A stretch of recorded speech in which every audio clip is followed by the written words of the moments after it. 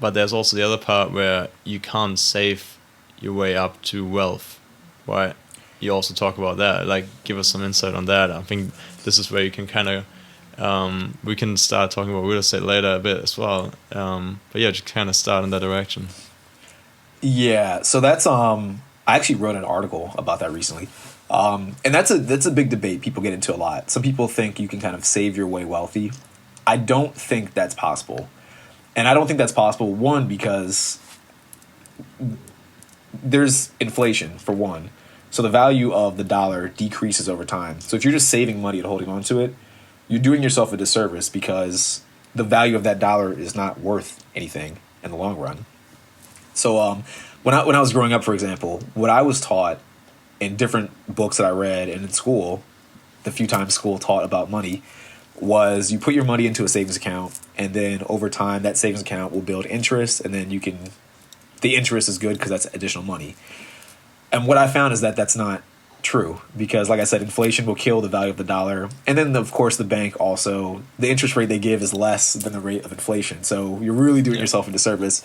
So what I typically suggest to people is don't save your way to wealth. You need to spend your way to wealth. And it sounds almost counterintuitive. Like, how can I make money if I'm spending money? But I would say you don't want to spend money on things that aren't. What I say is usually you don't want to spend money on things that don't have an ROI, a positive ROI. And for anyone that's listening that isn't familiar with that acronym, it's return on investment.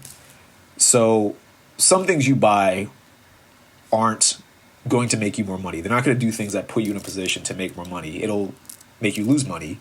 If you buy some luxury clothing, no one really cares, in my opinion. So it's not going to give you money. It's not going to make you money in the long run. But if you buy real estate, for example, and I know I'm being biased, but if you buy real estate or a house, that can make you money if you use the house the right way. If you rent it out to people, if you are a landlord, you have tenants, you rent it out, that can make you more money. So you don't really, in my opinion, make money by just saving it, because money that's not being spent, I call it dead money. It's not moving, it's not going anywhere, and it's worse because it's losing value over time.